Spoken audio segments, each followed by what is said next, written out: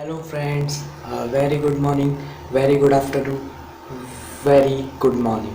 तो चलिए, आप मेरा जब भी वीडियो देख रहे हैं तो मैंने पिछले लेक्चर्स में इकोनॉमिक्स का मेजर पोर्शंस ख़त्म कर दिया है। हालांकि मैंने जितना भी पोर्शन होना चाहिए था एनडीए एग्जामिनेशन सिलेबस के अकॉर्डिंग पूरा फिनिश कर दिया है। तो उसके बाद मैं एक नया सब्जेक्ट लेके आया हूँ जिसका नाम है ज्योग्राफी। एक्चुअली में ज्योग्राफी एक क्यूरियसिक सब्जेक्ट रहता है और इंटरेस्टिंग सब्जेक्ट रहता है लोगों के लिए, और एक थोड़ा लेंथी भी सब्जेक्ट रहता है। एक्चुअली ये दो पार्ट में डिवाइड रहता है, एक वर्ल्ड में रहता है, एक इंडिया में रहता है।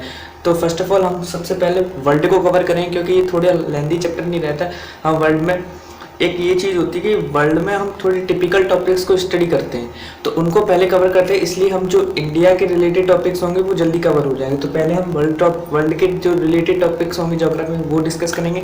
तो आज मैं वीडियो इसलिए लेके आया हूँ जिससे कि आप ज्योग्राफी के जो बेसिक टर्म्स हैं, बेसिक फैक्ट्स हैं इसके रिलेटेड, जो कौन साइंटिस्ट था, कौन फादर था इकोनॉमिक्स का, तो फादर अपन जानते ही एडम स्मिथ था। तो ऐसे ही हम ज्योग्राफी के फादर को जानेंगे, कौन थे, क्या किया था इन्होंने, कौन सी बुक लिखी थी, राइट। तो ऐसे फैक्ट्स को लिए आज मैंने एक वीडियो बनाया है जिसके मतलब बहुत इंपॉर्टेंट फैक्ट है, इनको नोट कर लीजिएगा। तो चलिए वीडियो को स्टार्ट करते हैं। इसमें मैं पहले बताऊंगा कि ज्योग्राफी जो है, ज्योग्राफी में आज जो बेसिक टर्म्स जो फैक्ट पढ़ेंगे वो किससे रिलेटेड पढ़ेंगे। एक टॉपिक है जिसका नाम है यूनिवर्स, राइट। एक्चुअली में लोग स्पेस के लिए नॉलेज गेन करने के लिए क्यूरियस रहते हैं, राइट, क्यूरियोसिटी रहती है उनके अंदर, वो इंटरेस्टिंग करते हैं कि हाँ यूनिवर्स है तो उससे कुछ इंपॉर्टेंट फैक्ट्स मिलेंगे, राइट। तो बोरिंग नहीं समझते। चलो, इसमें एक नया टॉपिक है यूनिवर्स, तो चलो फैक्ट समझते हैं। फादर ऑफ ज्योग्राफी है हिकेटियस, राइट, इनका नाम है हिकेटियस। इन्होंने बुक लिखी थी जी पैराडॉक्स इनके नाम से एक बुक थी। इन्होंने हिकेटियस ने बुक रिलीज की थी जिसमें ज्योग्राफी का फर्स्ट टर्म इन्होंने यूज किया था, राइट। सेकंड फैक्ट कहते हैं, फर्स्ट फैक्ट क्लियर।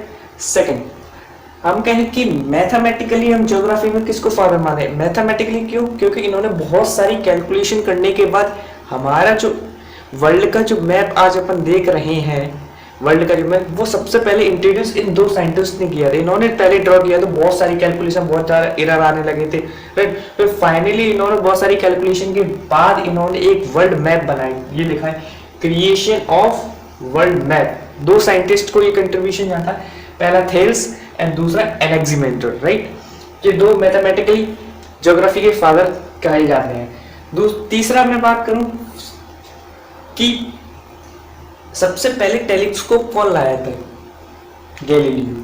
एक्चुअली में गैलीलियो ने इस टेलीस्कोप्स के द्वारा दो चीजें इंट्रोड्यूस की, दो चीजें डिस्कवर की थी। पहली, इस टेलीस्कोप्स का यूज करके किसी दूसरे साइंटिस्ट ने जो यूरेनस प्लेनेट है उसकी डिस्कवरी की थी। और साथ ही साथ गैलीलियो एक फर्स्ट ऐसे पर्सन थे जो हमारी गैलेक्सी को पहले देखने वाले थे। मतलब उन्होंने खुद का टेलीस्कोप्स यूज करके हमारी अर्थ से ही अपनी गैलेक्सी को यूज देख लिया था। गैलेक्सी का प्रजाति कौन सी? अपनी मिल्की वे गैलेक्सी है, राइट।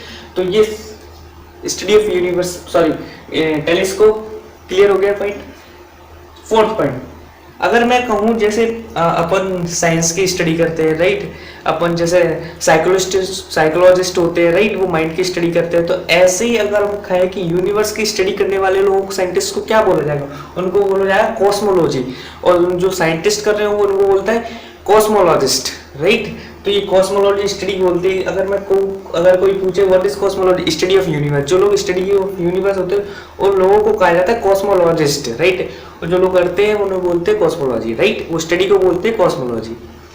चलिए, अगर मैं कहूँ अगर कोई स्पेस में कोई ऐसे ही मतलब बस ऐसी बॉडी है, कोई जैसे कोई रॉकेट लॉन्च हो रहा है, राइट, कोई प्लेनेट मूव कर रहा है, तो अगर उनकी मैं डिस्टेंस की अगर बात करूँ कि डिस्टेंस कितनी दूरी तय कर ले, जैसे अपन अपने धरती पे क्या होता है अर्थ पे कि अगर कोई डिस्टेंस दूरी तय करता है तो स्मॉलेस्ट के लिए सेंटीमीटर, मीटर, किलोमीटर, राइट, इस तरीके से यूनिट मेजर करते हैं। लेकिन अगर मैं स्पेसिफिक बात करूँ तो स्पेस में अलग तरीके की यूनिट्स का मेजरमेंट होता है। जैसे सबसे बड़ी यूनिट बोले तो वो होती है पारसेक, राइट। उससे छोटी होती है लाइट ईयर। एक्चुअली में लाइट ईयर से बहुत इंपॉर्टेंट क्वेश्चन है, मतलब जनरली पूछ ही लेता है कि लाइट ईयर का डिस्टेंस के लिए यूज होता है। यस, ये डिस्टेंस लॉन्ग डिस्टेंस के लिए मेजर, स्पेशली लॉन्ग डिस्टेंस जब होती है तब उसको मेजर करने के लिए हम लाइट ईयर के यूनिट्स का यूज करते हैं, राइट। उससे छोटी होती है एस्ट्रोनॉमिकल यूनिट।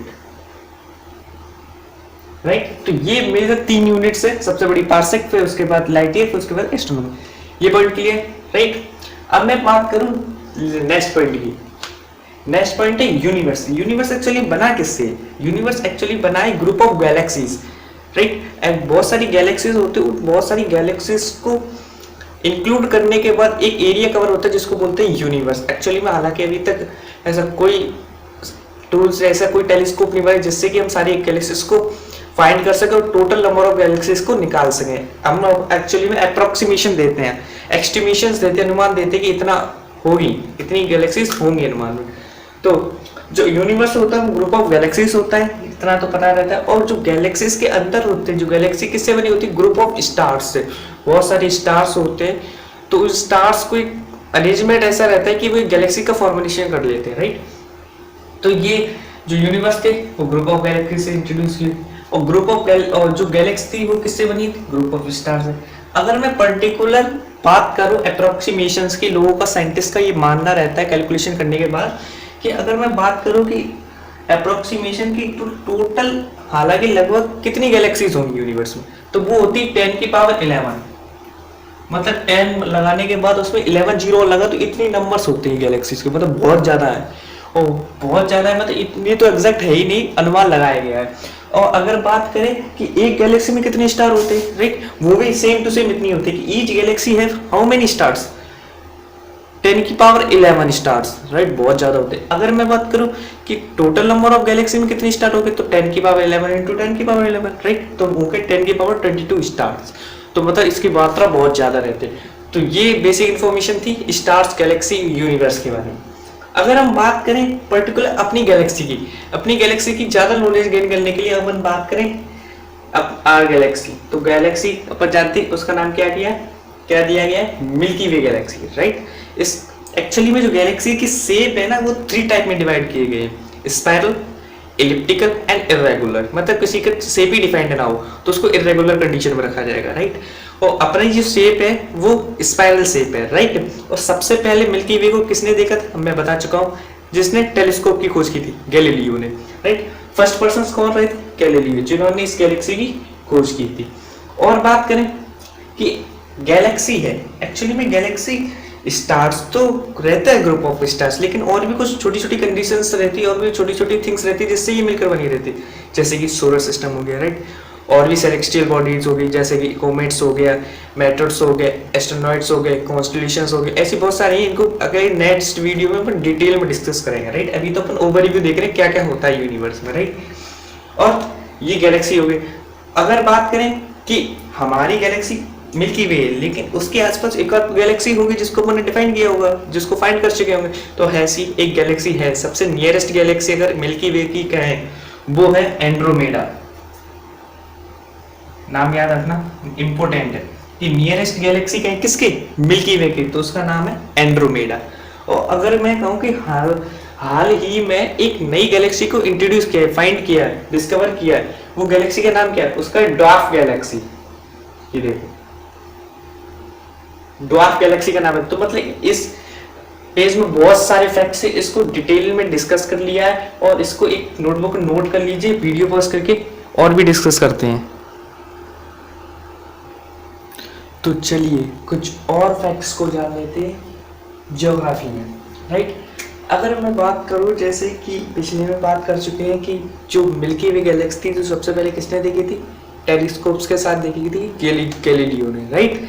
अगर मैं बात करूं उस पर्सन की जिसने कहा था कि हमारी गैलेक्सी के अलावा भी इस यूनिवर्स में और भी सारी गैलेक्सीज है, मतलब उसका इसलिए इसको प्रूफ करने के लिए उसने और सारी गैलेक्सीज देखी होंगी, राइट।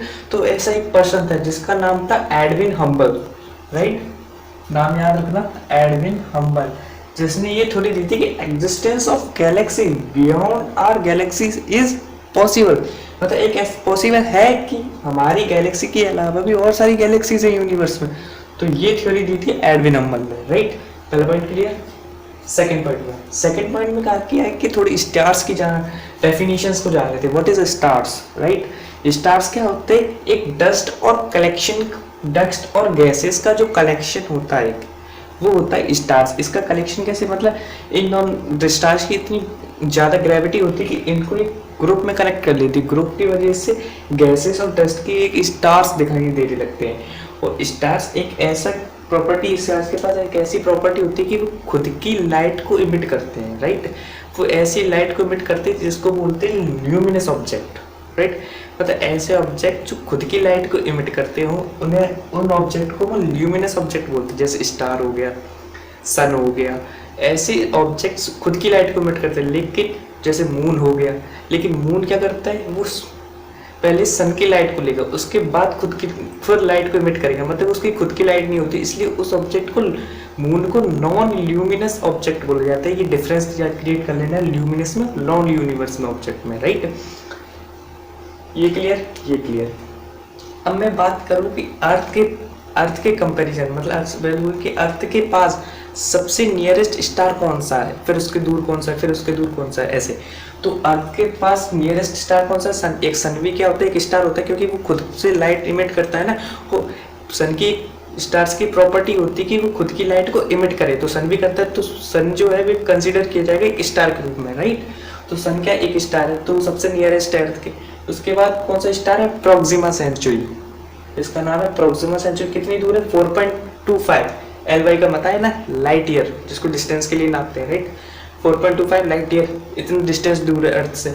और फिर उसके बाद आ जाता है अल्फा सेंचुरी। अल्फा सेंचुरी कितना दूर है, 4.35 लाइट ईयर, राइट। ये पॉइंट क्लियर। अब आ जाते हैं यूनिवर्स पे। फिर से यूनिवर्स में मतलब साइंटिस्ट ने फिर खोज की, बहुत सारी डिस्कवरी की, अपनी थ्योरीज को डिस्कस किया साइंटिस्ट ने।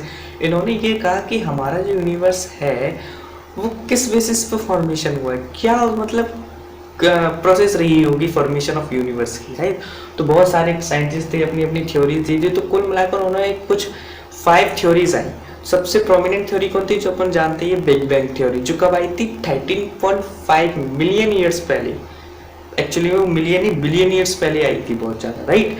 तो उस थ्योरी को सबसे ज़्यादा प्रमोट किया गया था, वो थ्योरी सबसे ज़्यादा मानी गई थी, राइट। तो थ्योरी क्या, थ्योरी बिग बैंग थ्योरी सबसे पहले आई। बिग बैंग थ्योरी के राइटर कौन थे, जॉर्ज लीमेटियर, नाम याद रखना, जॉर्ज लीमेटियर। फिर उसके बाद दूसरी थ्योरी कौन सी, गैसियस थ्योरी, जिसके राइटर कौन थे, इमानुएल कांत। ये सारी थ्योरी किसके बेसिस पे, फॉर्मेशन ऑफ यूनिवर्स, यूनिवर्स का फॉर्मेशन कैसे हो, उसके लिए ये थ्योरीज बनाई गई थी। प्रोमोट कौन सी थ्योरी को किया गया था, बिग बैंग थ्योरी को, राइट। गैसियस थ्योरी को किसने दिया था, इमानुएल कांत को। मोस्ट इंपोर्टेंट थ्योरी, क्वेश्चन पूछ लिया जाता है, वो theory nebular theory. Nebular theory किसने दी थी, लाप्लास ने। एक्चुअली जो नेबुलर थ्योरी है वो स्टार से रिलेटेड है, नॉट, राइट। दूसरी है प्लेनेटियल थ्योरी। प्लेनेटियल थ्योरी को दिया था कैम्बरल ने, ये साइंटिस्ट थे एक, इन्होंने प्लेनेटियल थ्योरी दी थी। और लास्ट थी इंटरेस्टियल थ्योरी। इंटरेस्टियल थ्योरी को दिया था ओटो स्कैमिडिट,